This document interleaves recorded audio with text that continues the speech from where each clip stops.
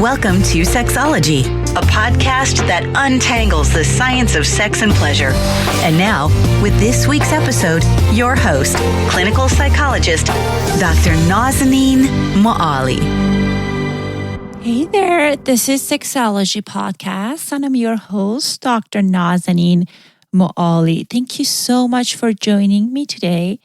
We're going to talk about erotic template and how identifying your sexual blueprint will improve your sex life. Before we'll get there, I wanted to share with you an exciting news. Some of you might have known that I have some background in sex therapy. I help clients with sexual challenges in my private practice, but recently I decided to go through the certification program for AASECT. For a group of you that you guys are not familiar with AASECT, it's an organization that gives certification for sex educators and a therapist, and it's always good to be a part of the organizations. But as part of this process, I need to continue working with individuals who are struggling with various sexual challenges at the time of certification in my private practice. Again, I work with a number of presenting problems, but the trick is I need to do it while I'm going through this certification program. So I wanted to give you guys a special offer. Until end of the September, I'm accepting new clients for sex therapy in my office, or we can do it online if you're living in another country or another parts of California. And I'm offering it with a reduced fee, which is like half of my fee. I want to make sure that I'm seeing all these individuals with different presenting problems and also to meet the certification. So if you would like to schedule an appointment, you can contact my assistant. The number is 833-376-6254. Again, the number is 833-376-6254. And please mention that you heard about this offer on the podcast. I also shared with her that I'm going to announce that so she would know that she will give you the reduced fee. And again, it would be my honor to partner with you in your journey of recovery and healing, or also if you want to explore different things around your sexuality, because I feel sexuality is a big part of who we are.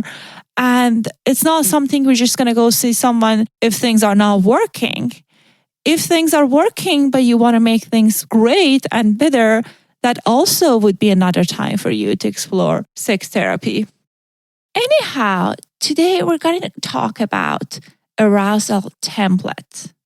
I got inspired to do this episode because of my recent work with one of my clients.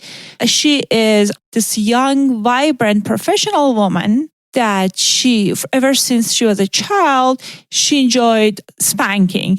Not a child, but it's from teenager. She enjoyed spanking as part of her arousal template. And she shared with me that as long as she remembered, it was part of what turned her on. And now she was married for a year.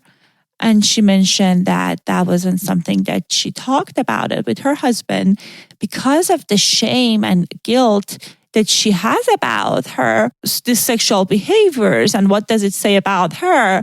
But she was telling me that it was so challenging for her to communicate that with her husband.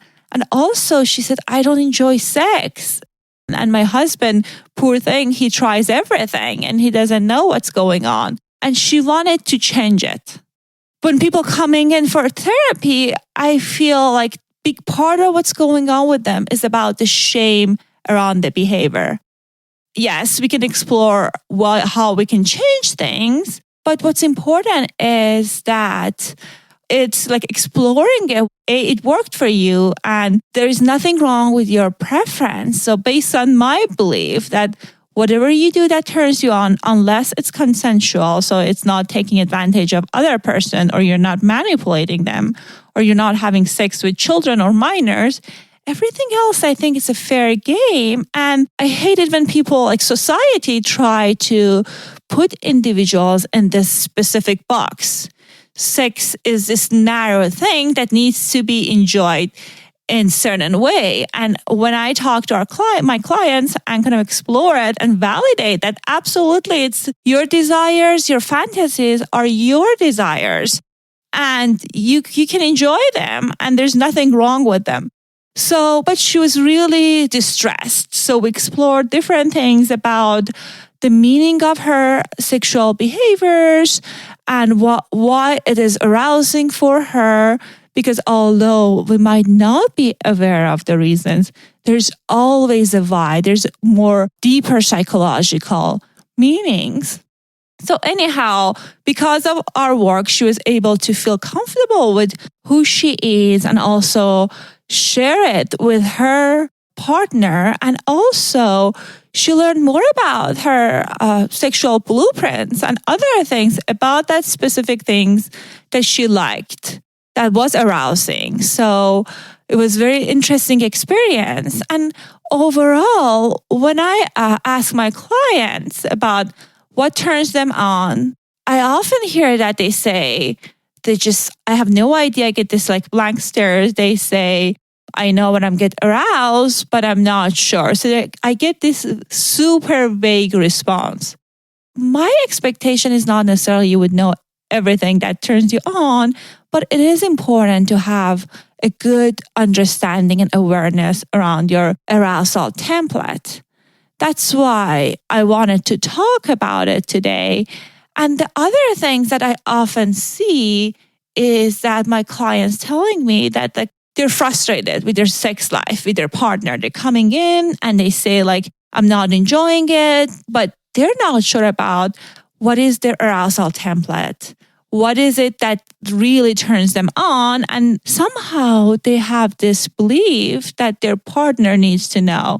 So this episode is about helping you to navigate what turns you on, what might be the different elements associated to that. If you're still not convinced, if you're thinking, why do I have to care? I know when I get aroused. I want to share with you that sexuality is a big part of who you are, and exploring it can increase your self-awareness. You can learn about aspects of your personality that you didn't know. Also, it can be very empowering knowing that what part of sexuality is more attractive to you. But the key is to be compassionate and also curious about it. We live in this sex negative society, and ever since childhood, at least I can speak about my experience, that the religion, the society had this very negative attitude towards sexuality, and the guilt and shame of being a sexual being was overbearing. So it is important and empowering to kind of own it as part of your personality and who you are. And also, it's interesting, at least for me, when I was exploring why I prefer enacting certain scenario in bed, certain positions, some seduction, the emotions, the role playing, and I bet that it's similar for many of you guys. It's very detailed and it's highly symbolic, because it's connected to the psychological forces that hold you back, your desire. So they play an important role in helping you to feel aroused and safe. We're going to explore about that topic in a few minutes.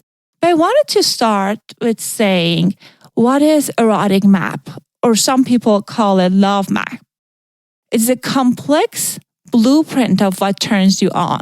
It's a combination of thoughts, images, behaviors, sounds, smells, sights, fantasies, and objects that arouse us sexually. Most people can think about it more about images, not necessarily about the emotions and other things associated with their arousal template. So it is very particular. For example, I know many people want to get kissed certain way. They want to have sex in certain position, and it's not like random that those things are in place. Also, how much you want to have sex, your libido, what kind of a sexual partner turns you on, when it comes to female sexuality, there are so many misconceptions. I know that Nancy Friday book was kind of revolutionary about talking about not necessarily all women want sex in a monogamous romantic relationship, and just a matter of kind of accepting what you are turned on by and what are you attracted to. And emotions also is big part of the sexual blueprint. So it can be positive emotions, but also negative emotions can be part of the template, feeling like shame, anxiety. Many of my clients, they gotta have that as part of their sexual behaviors and fantasy in order to turn them on. And it's important to think about that sexualizing emotions is not inherently pathological. I know that with sex addiction, some people associate that with the feeling of shame, which is absolutely different. That's what I'm talking about. If it's not hurting you or your partner, go for it. That's part of who you are. One of my supervisors, he always used to tell me that people's arousal template is like a fingerprint. Not two people are the same. And also, having certain kind of fingerprint doesn't make you a better person. It's just different. And I would love it if we can think about sexuality in the same way. It's not about necessarily what we do is good and right and everyone else is doing is wrong. It's just different expression. A few months ago, I was talking in this TV show. It was Satellite Psychology talk show with a co-host. I didn't know the person as much. They invited me. I came in. We were getting these calls from the audience. And one of the calls, the guy called in. And when I talk in Iranian community, one of the challenges people have is that their nervousness around homosexuality, their nervousness around whether it's a disease. And obviously, time after time, I talk about how it is a preference and it's not necessarily something that you need to fix. And I can refer to Iranian culture. We're not the only culture we have this negative, unfortunately, attitude. Anyhow, the caller called and I was talking about sexual compulsivity, out of control sexual behaviors. The caller called in and asked about the sexual, like homosexuality. And I was talking about talking about Kinsey and how we are in different parts as far as attraction to the opposite partner and toward the same partner. And I was going on and on, normalizing, informing. After I finished the call, the host said, I was shocked. He said, absolutely, there's nothing wrong with homosexuality, but we all know heterosexuality is better.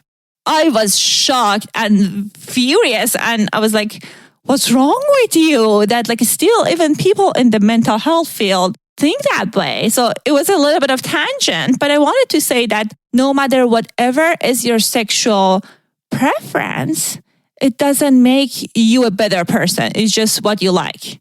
So it was a long way of elaborating on that. So the other part that I wanted to talk further is about the fantasies. Sexual fantasies are very rich. I was trained dynamically, and we always, as someone who has dynamic lens on, I always explore individuals' fantasies because it tells me a lot about their psychological desires and also what holds them back. What are some of the blocks that gets in their way of pleasure? So one of my favorite books in this area is Arousal by Michael Bader, I think. I hope I say his name right. And he talks about how the purpose of sexual fantasy is giving us safety. So when we're feeling safe, we're able to experience desire. And when I first heard about this, I was thinking, what is he talking about? many people, fantasies are wild and not necessarily, I can understand it in the concept of safety. But when he talks about in the book, says that our mind goes to extend to explore safety in a way that like psychological safety. And based on our family of origin, children develop this perspectives on things in order to guarantee their safety. For example, if their parents are invalidating, they were rejecting, they didn't have we didn't have the understanding of as a child that, that's their issue. Children usually internalize that and kind of turning it as, I'm a bad person, I've done wrong. And that's how our sexual fantasies come in play. It gives us this feeling of a psychological safety because it helps us to negate the negative situations. So a big part of the sexual arousal template is developed in childhood. People are kind of comparing it to language acquisition for native speaker. So part of it is biological.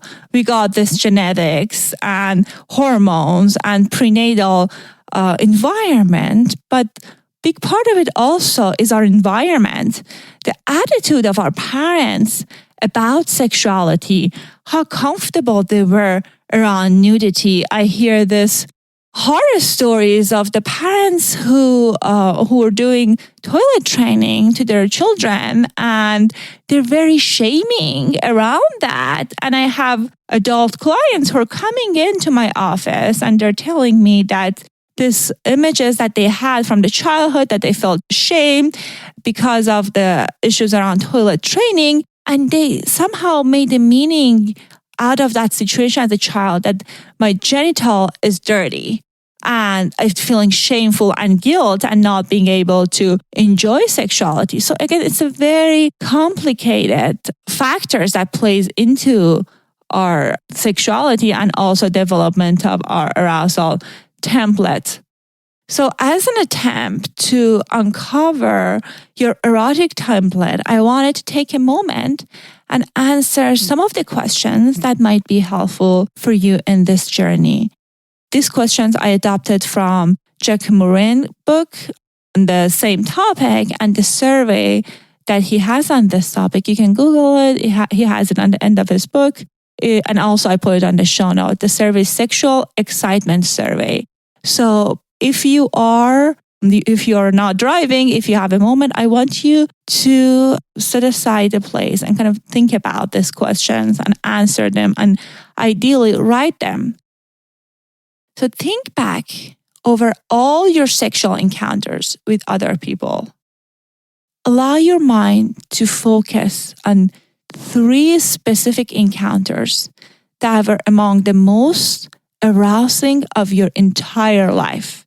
So we're choosing 3 encounters that you felt they were ideal, you were really aroused. So I want you to take a moment and go through each of these experiences.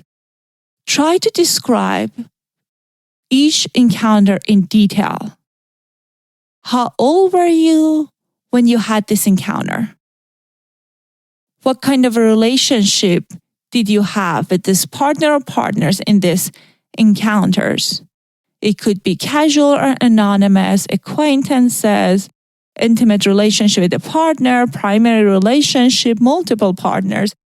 There is no right answer. It is your sexual blueprints, and it's important for you to be honest about it. So how would you rate your level of fulfillment during this encounter? What were the most important emotions during these encounters? So there are clusters of emotions. First one is exuberance. So I want you to rate them from 0 to 10, 0 being not important at all and 10 very important. So first category is exuberance. So which related to joy, celebration, surprise, freedom, euphoria, and pride. Second category is satisfaction. It includes contentment, happiness, relaxation, and security. Third category is closeness. related emotions are love, tenderness, affection, connection, unity, openness, and appreciation.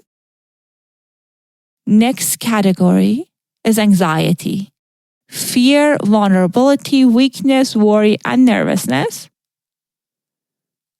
Last, actually the one before last, is guilt.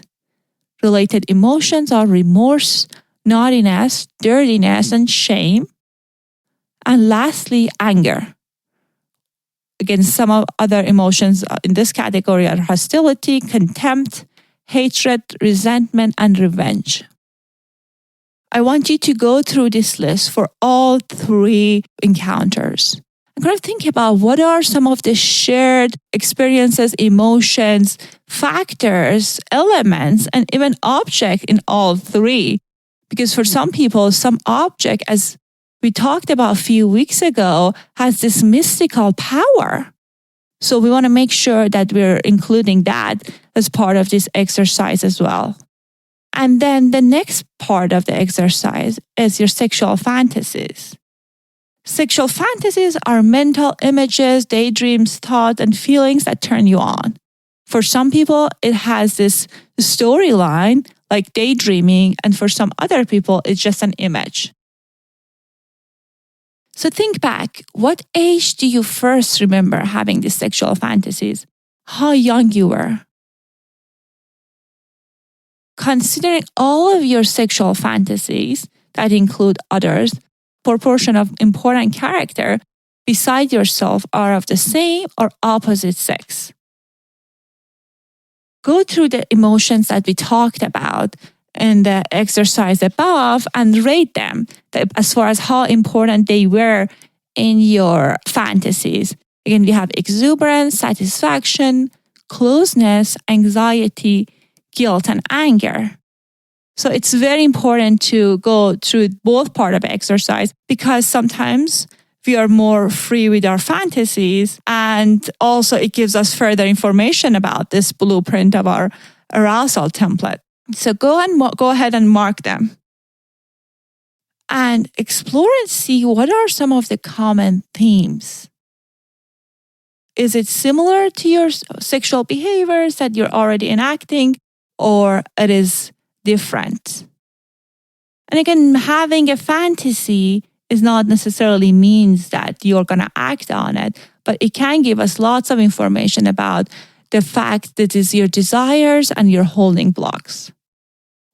If you want to explore the meaning of your sexual fantasies, the book I just mentioned is fascinating. It's called Arousal, The Secret Logic of Sexual Fantasy by Dr. Michael Bader, Bader. I put it in the show notes. It talks about different scenario as far as like content of the fantasies, feelings associated with fantasies, and what are some of the meanings of them. So if you want to explore your fantasies, which I highly encourage it further, you can just get this book and kind of have a more understanding of why certain elements are so attractive to you. Okay, I hope you guys enjoyed this conversation. I wanted to keep it short, so we're definitely going to hopefully explore some of these topics further in the future. I absolutely want to have someone for sexual fantasies. I contacted Dr. Bader. He said he no longer would like to speak around sexuality. Now his focus is more on politics, which is understandable. Anyhow, please let me know if you have any questions about the thing I talked about. I would love it if you want to work with me and you'll contact me. Otherwise, I'll see you next week. Thanks for listening to Sexology Podcast. For more great content, visit www.sexologypodcast.com. Please be advised that information presented on this podcast is not a substitute for seeking help from a licensed mental health provider.